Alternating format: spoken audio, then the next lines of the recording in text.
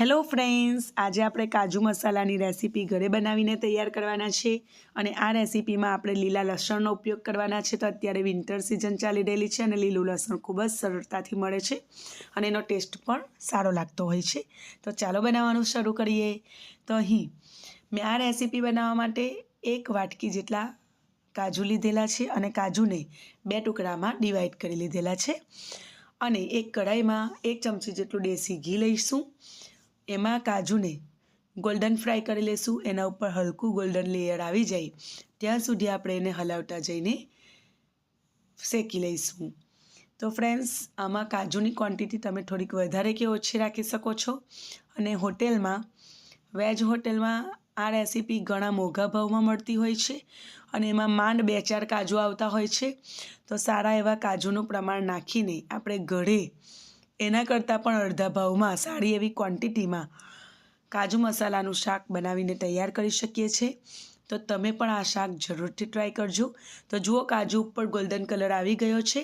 તો હવે આપણે એને એક વાટકીમાં કાઢી લઈશું. તો આ રીતનો ગોલ્ડન કલર આપણે લાવવાનો છે અને ઓવરકુક નથી કરવાનું કે બહુ વધારે ડાર્ક બ્રાઉન નથી કરવાના.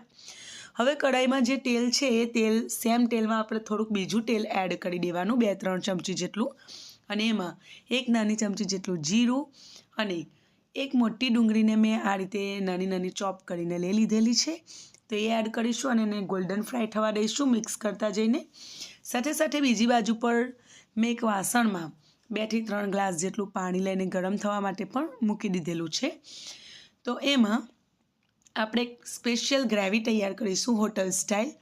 તો 2 થી 3 ગ્લાસ પાણીમાં 2 ડુંગળી મીડિયમ સાઇઝની મેં મોટી ચોપ કરીને એડ કરી છે, 5 થી 7 કાજુ અને 10 થી 12 મગફળીના બી અથવા કાચી મગફળી એડ કરીશું. એ ના હોય તો એની જગ્યા પર તમે મગજ તળીના બીજ પણ 2 ચમચી જેટલા લઈ શકો અને એને એક બાજુ પર થવા દઈશું. બીજી બાજુ આપણા પ્યાજ ગોલ્ડન ફ્રાય થઈ ગયા એટલે મેં એમાં લીલા તીખા મરચાં 2 એડ કર્યા છે આ રીતે ચોપ કરીને. તમે એની પેસ્ટ પણ યુઝ કરી શકો છો. સાથે સાથે આપણે આદુની પેસ્ટ પણ એડ કરીશું. તો આ ફક્ત આદુની પેસ્ટ છે, એમાં લસણ એડ નથી કરેલું કારણ કે આજે આપણે આ રેસીપીમાં લીલા લસણનો ઉપયોગ કરવાના છે. ફ્રેન્ડ્સ, તમારી પાસે લીલું લસણ ના હોય તો તમે સૂકા લસણની પેસ્ટ પણ યુઝ કરી શકો છો અથવા એના ટુકડામાં પણ એને યુઝ કરી શકો છો, કટ કરીને લઈ શકો છો. અને જો તમે લસણ ના ખાતા હોય તો તમે એને સ્કીપ પણ કરી શકો છો. હવે સરસ એવું ગોલ્ડન ફ્રાય કાળા થઈ ગયા છે. તો એમાં આપણે ટામેટાં એડ કરીશું. તો 2 પાક્કા એવા ટામેટાને મેં ચોપ કરીને લઈ લીધેલા છે અને એમાં હવે આપણે મીઠું એડ કરીશું. તો ટામેટાં સાથે મીઠું એડ કરવાથી ટામેટાં સરસ અને ઝડપથી સોફ્ટ થઈ જતા હોય છે. એટલે કોઈ પણ શાક બનાવો તો ટામેટાની સાથે થોડું મીઠું જરૂરથી એડ કરજો. હવે એને સરસ સોફ્ટ થાય તે માટે આપણે ઢાંકીને થોડીવાર માટે થવા દઈશું. વચ્ચે 1-2 વખત હલાવી લઈશું. બીજી બાજુ અહીં ડુંગળી, કાજુ અને મગફળી પણ થઈ ગયા છે. તો 5 થી 7 મિનિટ મેં એને ઉબાડ્યું છે અને એને હવે નીતાળીને એનું પાણી કાઢીને આ રીતે થોડું હલકું ઠંડુ કરી લેવાનું અને મિક્સર જારમાં આપણે એને ફાઇન પેસ્ટ બનાવી લેવાની. તો આ વ્હાઈટ પેસ્ટથી આપણી જે ગ્રેવી છે શાકની એકદમ રીચ બનશે, એકદમ સરસ અને બિલકુલ હોટેલ સ્ટાઇલ બનશે. ખાવામાં બહુ જ સરસ લાગશે. તો તમે પનીર મસાલામાં પણ સેમ ગ્રેવી બનાવીને યુઝ કરી શકો, જેવી રીતે આપણે કાજુ મસાલામાં યુઝ કરી રહેલા છે. તો બીજી બાજુ ટામેટાં પણ સરસ સોફ્ટ થઈ ગયા છે, તમે જોઈ શકો છો. તો ટામેટાં સરસ એવા સોફ્ટ થઈ જવા દેવાના, એના ટુકડા ના રહે એનું ધ્યાન રાખવાનું. અને એમાં જે આપણે વ્હાઈટ ગ્રેવી અત્યારે કરી છે કાજુ, મગફળી અને ડુંગળીની, તો એ આ પોઈન્ટ પણ એમાં એડ કરી દઈશું. અને મિક્સર જારમાં જે થોડું ઘણું મિક્સર રહી ગયું હોય તો એમાં પણ આપણે થોડું પાણી એડ કરીને એને લઈ લઈશું. તો તમે થોડું ગરમ પાણી પણ એમાં એડ કરી શકો છો અથવા રેગ્યુલર પાણી પણ એડ કરી શકો છો. તો ગરમ પાણી લેવાથી કુકિંગ પ્રોસેસ ચાલુ રહે છે અને શાકનો કલર વધારે સારો આવતો હોય છે. તો એમાં મેં ગ્રેવીમાં થોડુંક પાણી પણ એડ કરી લીધેલું છે અને એને મિક્સ કરીને આપણે આ મિક્સરમાં જ એને એડ કરી દઈશું અને સરસ રીતે તેલ છૂટું પડે ત્યાં સુધી આપણે ધીમા તાપે આ મસાલાને શેકી લેવાનો છે. તો સારી રીતે બધી વસ્તુ ચડી જાય અને ખૂબ જ સરસ એવી ગ્રેવી તૈયાર થાય ત્યાં સુધી આપણે મસાલો શેકીશું. ફ્રેન્ડ્સ, તમે કઈ સિટીમાંથી અને કયા શહેરમાંથી, કયા દેશમાંથી મારા વિડીયોને જોઈ રહેલા છો એ મને જરૂરથી કહેજો, કારણ કે સિટી અને શહેર તો એક જ થઈ ગયું. અને તમારું નામ પણ કમેન્ટ સેક્શનમાં જરૂરથી કહેજો અને તમને મારી રેસીપી ગમે છે કે કેમ એ પણ જણાવજો. હવે ફ્રેન્ડ્સ, આપણે એમાં કેટલાક પાવડર મસાલા કરીશું. તો 1/4 ચમચી જેટલો મેં એમાં હળદર પાવડર એડ કર્યો છે અને 2 નાની ચમચી જેટલો ધાણા જીરું પાવડર આપણે એમાં એડ કરીશું. તો બહુ બેઝિક મસાલા આપણે યુઝ કરીશું અને બિલકુલ હોટલ જેવો ટેસ્ટ આવશે. હવે અહીંયા હું કશ્મીરી લાલ મરચાંનો ઉપયોગ કરી રહેલી છું, કારણ કે આપણે આગળ લીલા તીખા મરચાં એડ કરેલા છે. તો 2 ચમચી ભરીને મેં કશ્મીરી લાલ મરચું ઉપયોગમાં લીધેલું છે.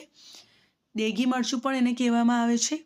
તમારી પાસે ના હોય તો રેગ્યુલર મરચું જો તમે ઉપયોગમાં લેતા હોય તો એની ક્વોન્ટિટી થોડી ઓછી રાખજો અને તમારા ઘરમાં જે રીતનું તીખું ખવાતું હોય એ રીતનું તમે ક્વોન્ટિટી રાખી શકો. છેલ્લે મેં એમાં 1 નાની ચમચી જેટલો ગરમ મસાલો પણ એડ કર્યો છે.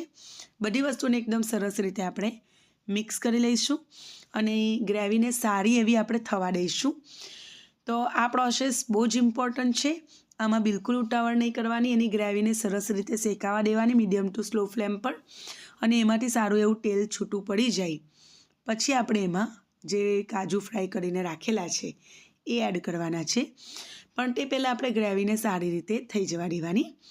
તો ફ્રેન્ડ્સ, તમે જોઈ શકો છો એકદમ ધીમા તાપે મેં મૂકેલું છે અને ગ્રેવી આપણી સારી એવી શેકાઈ રહેલી છે. હવે આ પોઈન્ટ પર આપણે એમાં લીલું લસણ એડ કરીશું. તો હું 1 વાટકી જેટલું ધોઈને સરસ સમારેલું ધોયેલું લીલું લસણ ઉપયોગમાં લઈ રહેલી છું અને લીલા લસણની ક્વોન્ટિટી મેં થોડીક વધારે લીધેલી છે, કારણ કે વિન્ટર સિઝનમાં લીલું લસણ ઇઝીલી મળે પણ છે અને તેનો ટેસ્ટ પણ આ શાકમાં બહુ સારો લાગતો હોય છે. સાથે સાથે એ ખૂબ જ ફાયદાકારક છે આપણા શરીર માટે. તેને તમે જરૂરથી એડ કરજો જો તમે લસણ ખાતા હોય તો. અને આ રીતે સરસ મિક્સ કરવાનું અને થોડીવાર સુધી શાકને ઢાંકીને થવા દેવાનું, જેથી લીલું લસણ પણ સરસ રીતે ચડી જાય અને એક રસ થઈ જાય. અને પછી સારી રીતે મિક્સ કરી લેવાનું. અને ફ્રેન્ડ્સ, સાઈડેથી તેલ સરસ એવું છૂટું પડી જાય અને આ રીતની ગ્રેવી સરસ થઈ જાય એટલે આપણે એમાં પાણી એડ કરીશું. તો પાણી બહુ વધારે એડ નથી કરવાનું. આ શાકમાં બહુ વધારે ગ્રેવી નથી હોતી, તેથી આપણે 1.5 થી 1.5 ગ્લાસ પાણી એડ કર્યું છે. તમે ગરમ પાણી પણ અગેન એમાં યુઝ કરી શકો છો. અને એમાં મેં ફ્રાય કરેલા કાજુ એડ કરી દીધેલા છે અને કાજુને પણ ગ્રેવી સાથે આપણે થોડી વાર સુધી થવા દેવાનું, જેથી બધું જ કાજુનું ફ્લેવર ગ્રેવીમાં અને ગ્રેવીનું ફ્લેવર કાજુમાં આવી જાય. એટલે ઢાંકીને બીજી 2-3 મિનિટ સુધી આપણે મીડિયમ ફ્લેમ પર થવા દેવાનું અને 2-3 મિનિટ થઈ જાય પછી આપણે એને ગરમા ગરમ સર્વ કરવાનું છે. તો આ પોઈન્ટ પર આપણું શાક બિલકુલ બનીને તૈયાર છે. તો આપણે એને લીલા ધાણાથી ગાર્નિશ કરી શકીએ, બરાબર. અને હવે આપણે ગરમા ગરમ આપણે એને સર્વ કરીશું. તો એક પ્લેટમાં મેં ગેસની ફ્લેમ બંધ કરી લીધેલી છે અને ગરમા ગરમ એક પ્લેટમાં એને સર્વ કરી રહેલી છું. તો આ બાઉલમાં, કાચના બાઉલમાં આપણે એને સર્વ કરી રહેલા છે.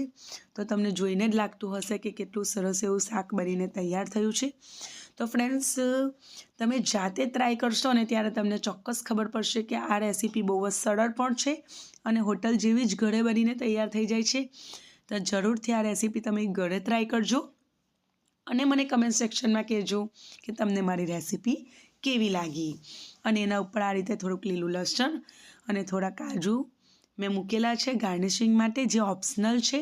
તો તમને વિડીયો બતાવવાનું છે એટલે સારું દેખાય એ માટે મેં લાસ્ટમાં થોડા કાજુ ઉપર મૂક્યા છે, બાકી તમે ના મૂકો તો પણ ચાલે.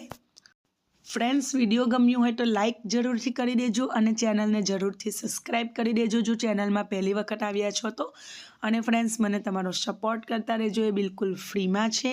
ફરી મળીશું એક નવી રેસીપી સાથે. ત્યાં સુધી આવજો.